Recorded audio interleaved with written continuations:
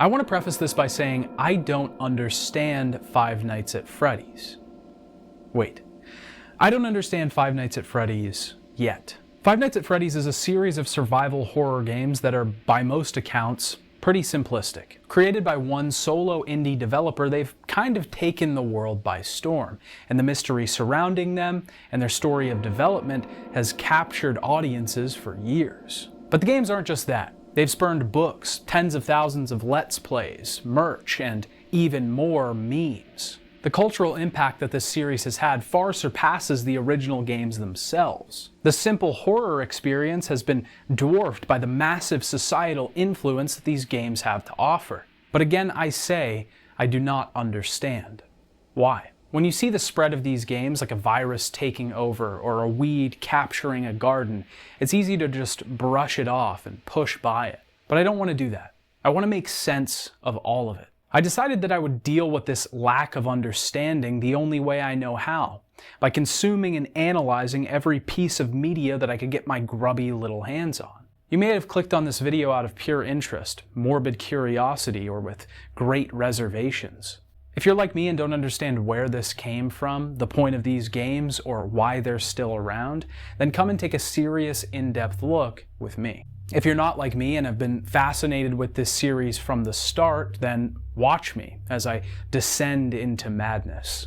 I also want to preface this by saying that I will not be approaching this series like I do in my other videos due to its odd nature. Hey Dad, it's me, your favorite son, and today I want to talk about Five Nights at Freddy's.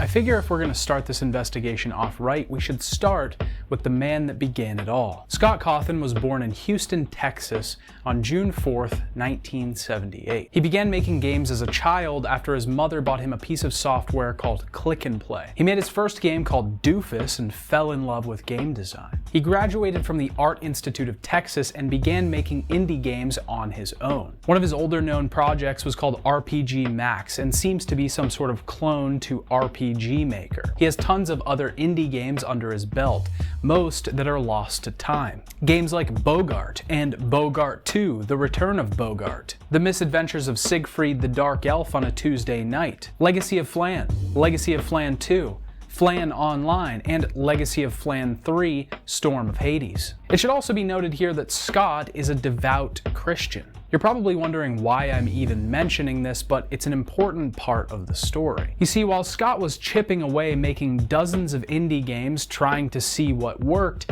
he was also doing work for a company called Hope Animation. Hope Animation describes themselves as a collaborative project of Christian animators, programmers, and designers. Their goal is to spread the message and teachings of Jesus Christ through the use of new media, digital arts, computer games, and animation. This is the same company that's behind the now infamous Stawinski and the Mysterious House short film, from which this meme originates. Glob glob gab galab, the schwabble double wobble gabble flibber blah blah blah. Scott is actually listed as a writer on the film and helped create it. I watched it and it's exactly what you'd expect. What are you doing in my house? He animated a full movie called The Pilgrim's Progress, based on John Bunyan's novel of the same name, or possibly known by its full title, The Pilgrim's Progress from This World to That Which Is Come. It was written in 1678 by John Bunyan. This is all important because Scott's Christianity is a really big part of him. A lot of the games he developed in the beginning were Christian games specifically. In an interview with Geeks Under Grace, he was asked how his faith affected his approach to game development, and Scott said, "There are a lot of games out there that are full of hate and gruesome imagery. If you feel drawn to make or play that sort of thing, then you need to spend some time getting your heart right with God." So it's important to know what's in the head of the man that created this series so that we can get to the bottom of things. After all this, Scott was still chugging away at game development, but not finding a ton of success. He eventually released a game called Chipper & Sons Lumber Company. Chipper & Sons Lumber Company is a very simple game about managing your father's lumber company and chopping down trees with your big beaver teeth. It's got ridiculously grating music and sound effects and some terrible gameplay. The game was criticized when it was first released, and the main thing that Scott took away from it was the animations. The characters looked animatronic and were almost scary. See, this is where things get dicey because Scott almost stopped developing games entirely, but he decided to use his criticism to his advantage and created the series that we'll be talking about today. He submitted the first game, Five Nights at Freddy's, into the Steam Greenlight program. This could get indie games on the Steam storefront with enough votes from the community. In addition to Greenlight, he released it on tons of other sites like IndieDB and Desura, where it gained a massive following. We'll talk about the games, their content, and how they play in a bit, but for now I just want to focus on Scotty. The first game released in 2015, and Scott spent the next 6 years working on various titles in the Five Nights at Freddy's franchise. It became massive. There were spin-offs, books, memes, let's plays. It was a wildfire that couldn't be contained. In 2019, Scott announced that he would be teaming up with Steel Wool Studios. Steel Wool was mostly known for VR games, and they announced that they would be taking over development on the Five Nights at Freddy's franchise. Scott would still be working on the games, but dealing mostly with story and animations. They released 2 games together, and on June 16, 2021, Scott Cawthon made a post on his website announcing his retirement from public video game development. Now, Scott has always been pretty inactive online. He didn't have much of an internet presence outside of his very small YouTube channel where he uploaded short snippets of what he was currently working on. People didn't really know much about the man other than what we've already gone over. About a week before Scott announced his retirement, some information came to light. Scott had been making financial contributions to Republican candidates. Donald Trump, Mitch McConnell, Ben Carson. The internet was furious at the news. In his post, he says he was getting called a homophobe, getting doxxed, and people threatening coming to his house. He didn't apologize for his contributions, but hinted that he didn't really care about getting canceled. He made games because he loved them. He made clear in his announcement that this didn't mean the end for the series, just his involvement in it. So why did Scott Cawthon leave a series that was raking in dough, that was more popular than ever, with a movie in development, incredibly successful games back to back? Poof, he's gone. Well, first of all, like I said before, Scott was never too attached to his online presence. Disappearing from the internet wasn't exactly a difficult thing for him to do. Second, in these 2 posts, one on Reddit days before his retirement addressing the FNAF community, and the other on his site, he references a few reasons. Scott, being a devout Christian and all, is a family man and had 6 kids at the time of writing these posts. He wanted to focus more on those things than game development. He specifically said that he missed making games for his kids. Maybe he had just been caught up in the system and lost what he originally found satisfying in video game development in the first place. Maybe he was just getting older. This man is in his mid-40s and was still making horror games aimed at children. Regardless of the why, Scott left and hasn't been seen since. But what does all of this information do to answer our original question? Why is Five Nights at Freddy's so popular? Why has it taken a hold of the masses? Well, not much. Maybe Scott's faith spurred some divine intervention, but I don't necessarily think God would shove his hand down from the heavens to bless a child's horror game. No, it definitely doesn't answer any questions. If anything, it creates a lot more. But to really get to the root of these games, I think I need to go deeper. I need to supplant myself in the shoes of a Five Nights at Freddy's fan. I need to go method and become one of them.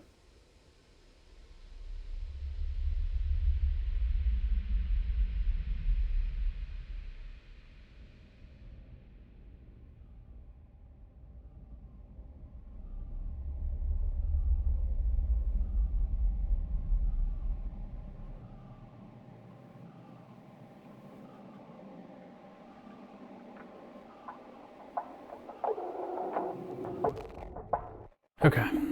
When a series becomes popular, eventually you get to the point where you want to market it. You want to get that game in front of as many people's faces as you can. But what if you could market your product and also make money off of it at the same time? That's where merch comes in. You get kids and adults to wear shirts with your branding on it, and eventually people pick up on the fact that this is some sort of cultural zeitgeist. It becomes a movement, no longer just a video game. Five Nights at Freddy's is no exception to this rule. Especially being a kids game, you can buy anything you want branded Five Nights at Freddy's. But it doesn't just extend to official merchandise. There are tons of people waiting in the wings looking for their way to make money off of someone else's product. This is where the off-brand merch comes into play. Because I really wanted to get into the shoes of a FNAF fan for this review, I decided to purchase a mix of both and compile a basic uniform moving forward. Shirts, sweatpants, hats, slippers, backpacks, and of course, plushies. If there's something you want out there, I guarantee you'll be able to find a FNAF branded version of it. But there's more than just this. Action figures, minis, construction sets, inflatables, it never ends. Dad, I'm sure you can relate to walking into the local Hot Topic and finding a section dedicated to FNAF branded merchandise. Even FYE has a good section. They're everywhere. And you can be sure that weird kids will be trolling the halls of said mall, brandishing their shirts, talking about FNAF lore, and swiping bits of ice cream off their now crusty badge of pride. Does this bring them closer to the games, or is it just some sort of symbol to let other people know that they're aware of these games? Or does it mean something more? Is there something deep down that gets wrenched up every time they put on their shirt or glance over at their plushie sitting on its shelf? Is it some version of the game coming out of the digital world into the physical one that makes this even more real? The merch is only a small part of the culture of this series, though. There are books, tons of fan games, and possibly the most important part of FNAF's culture: YouTube. YouTube was probably one of the biggest factors to this game's success. Let's plays of people playing these games still garner millions of views. Millions of people love to get scared, but even more millions of people love to watch other people get scared. It's all of these things together. This perfect windstorm that skyrocketed this series into popularity and kept it there. It's just a torrential downpour of stuff, and I don't use that word as a placeholder. It's all just so hollow. They say dress for the job you want, not the one you have. You can do that all day, but does it get you any closer to where you want to be? I'm not sure if it will, but this outfit is the closest I'm going to get to physically being a rabid fan of Five Nights at Freddy's. No, if I really want to understand these games, I'm going to have to do the unthinkable. I'm going to have to play them.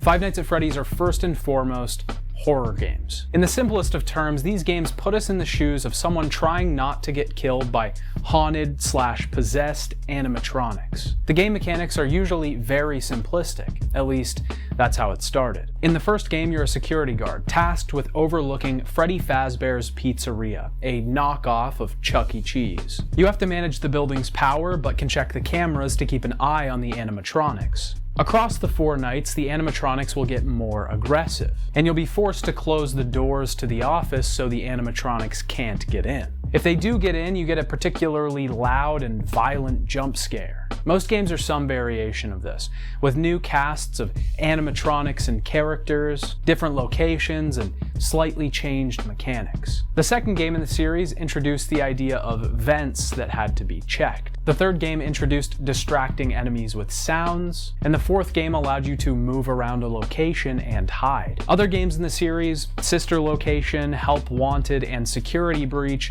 all generally conform to this formula. These games are media that I would just describe as okay. They all have ridiculous amounts of flaws and are all incredibly difficult for no reason. Well, no. There is a reason. These games are made to scare you, no matter what. They want to elicit a reaction, and would much rather get a few big jumps out of you than a large foreboding sense of pressure. I will say these games are scary though. I went in with a cynical sort of mindset, thinking that I would just be laughing the entire time. But after the first time I got jump scared, the demeanor changed. I'm not going to sit here and say that I was shaking in my boots the entire time, but the scares are definitely startling. These games have to be challenging though, because if you never fail, you never get scared, and that's what people want. The art is very bare bones, and the character designs, animations, and environments can look terrible at times. This would normally be a downside, but can actually lend itself to the game's atmosphere and charm. You can really see Scott Cawthon all over this thing, and its simplicity and janky look make it even more appealing with the fear factor. There are large amounts of spin-off games that don't follow this formula, like FNAF World. This is an RPG game that was developed by Scott Cawthon. It was virtually broken upon release and eventually had to be taken off of Steam. This game is awful in every sense of the word and fails as an RPG and even a video game. It's basically a turn-based RPG where you can battle and play as various characters from the FNAF universe. A few augmented reality games have been released, and even a few side-scrolling games like Freddy in Space 2 and Security Breach, Fury's Rage. Freddy Fazbear's Pizza Simulator was a game revolving around the 8-bit minigame sections of the mainline entries. The minigame sections are some of the best content in the mainline games. They give off a huge sense of foreboding. Fear and anxiety permeate in the void of jump scares. Most of the games are very simple and aren't what I would call incredibly well designed. Some of them are infuriating, and most of the design elements don't work incredibly well at all. There's a part of you that, while playing these games, can see that they were made by one man. But maybe that's part of the charm. Just like the simplistic art style lends to the atmosphere, the superficial design lends to the appeal in general. At this point in my journey, I have to wonder, am I the wrong audience for these games? I mean, I'm wearing the outfit, I'm playing the games. Why hasn't it clicked? Why don't I care? When I play these games, I imagine a group of 12-year-old kids huddled around a computer, playing these games, getting scared, talking about these characters. Am I getting old? When the first game was released, I was 17 years old. Maybe I was just at the cutoff for these games. Just a little too old by the time they were released to care. And by the time I realized they were even a thing, I was way too old to understand what was even going on. No, I'm not too old. I just don't have enough information yet. There's something deeper here. I know it. The games aren't particularly fun or interesting to play. But what's the telltale trick to rationalize a bad game? That's it.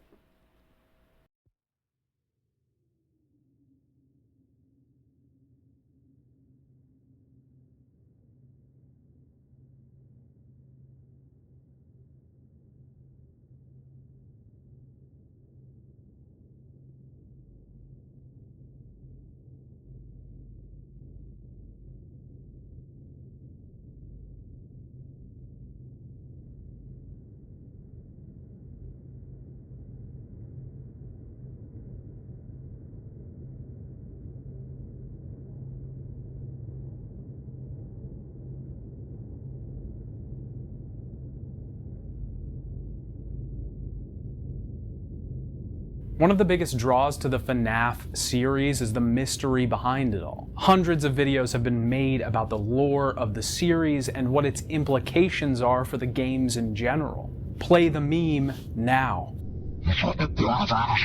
The games themselves are made all out of order with very little official information in them. It can be hard to discern what actually happened in the series, and many people have tried and succeeded. Basically, sometime in the 70s, William Afton and Henry Emily created a business called Fredbear's Family Diner. They had a new invention called spring-lock suits that could be both animatronic and costume. The machinery inside could be pulled to the sides so that a human could get in and control it. They had two suits at the time, Fredbear and Spring Bonnie. Henry wore Fredbear and William wore Spring Bonnie. William had 3 children, Evan, Michael, and Elizabeth, and Henry had 1, Charlie. In the 80s, the businesses were expanded to include multiple locations, and William opened up the robotics division. William's son Evan was scared of the animatronics, and Michael terrorized him for it. His brother would chase him around with a foxy mask and torture the kid.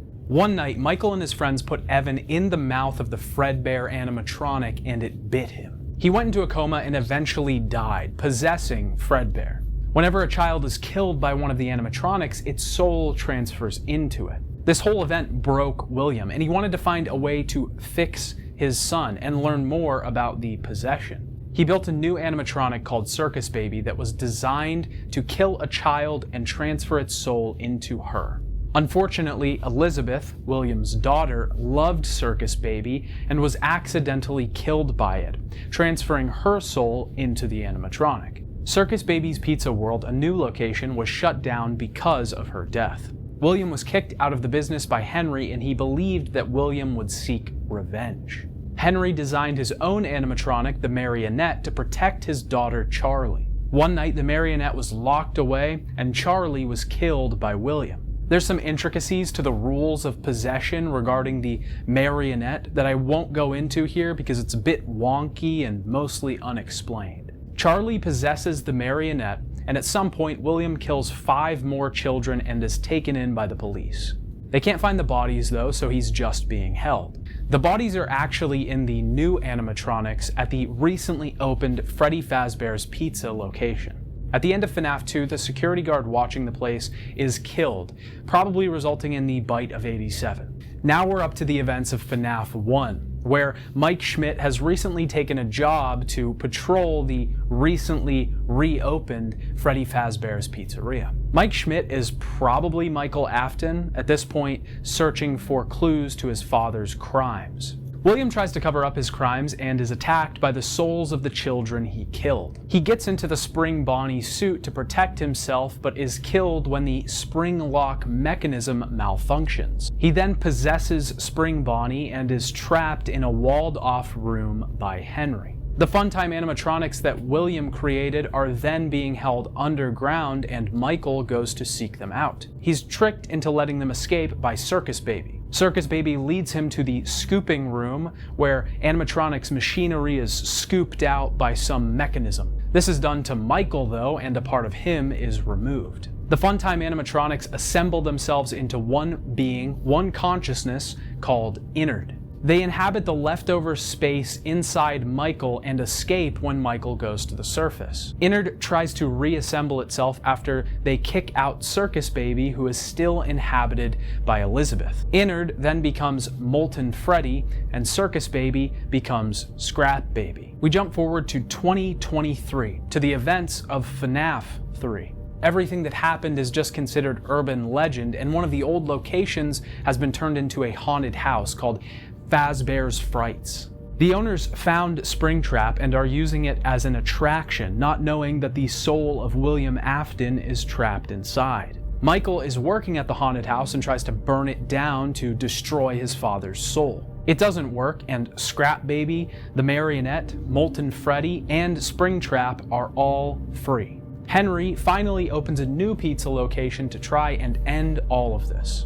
He hires Michael and draws all of the animatronics in and traps them there. He burns the place down, all of the souls being freed from their possession, and William being forever trapped in a personal hell in Ultimate Custom Night. That's basically it. There's some books that try to expand the world and explain some stuff away. There's also Security Breach, but who cares about all that stuff? This is the gist of it, and I have to say, it's a pretty interesting story when you look at all of it. It is a little cobbled together though. You can clearly tell that Scott Cawthon just made the original game with a vague idea in his mind and then tried to explain it all as he went along. There's not really a grand narrative here, which is probably what makes it so interesting in the first place. Everything that tells the story in the games is vague and unassuming. Half of this could be untrue, as most of it has been cobbled together by the fans. Your lore can look really great when you give little tidbits of information and let the community create a story for you. But this is a chicken and the egg situation, because for there to be so much speculation, there had to already be fans that were crazy enough about the games in the first place to speculate.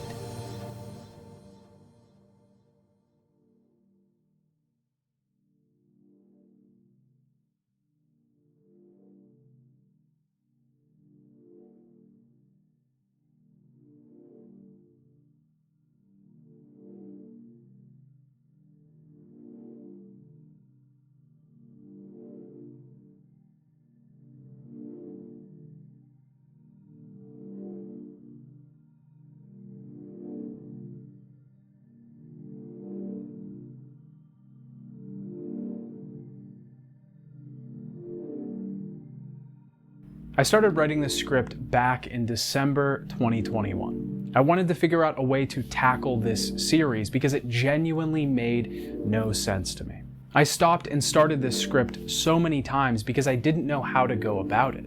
I knew that the people that watched my videos wouldn't really cross over with the Five Nights at Freddy's fan base, but that wasn't who I wanted to talk to. I wanted to talk to you, Dad.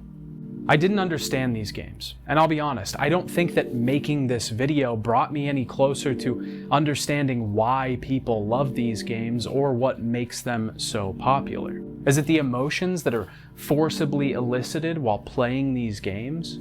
Is it some sort of unintentional manipulation to permanently cement the memories of playing these games into your head? Can we just chalk everything up to kids enjoying something weird?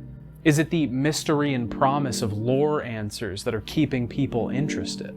Am I just slowly getting out of touch with culture? I don't know. I'm not really sure. I know I promised that I'd have answers, and trust me, I thought I'd have more.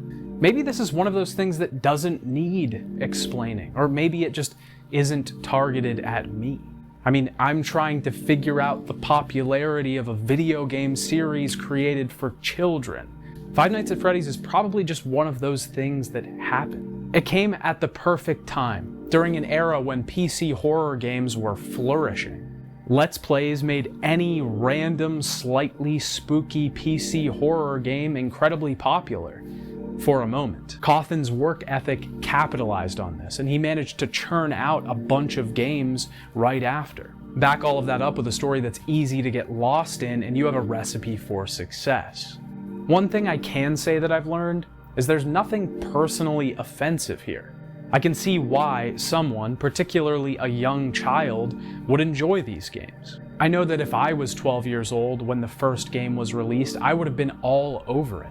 I'm not going to pretend to have all the answers here. That would be disingenuous. I can't say anything for certain, but whatever makes these games popular is lightning in a bottle. A perfect storm, a stroke of luck that skyrockets someone into their dream, into the thing that they could have never imagined living. And if there's anything in the story that I can relate to, it's that.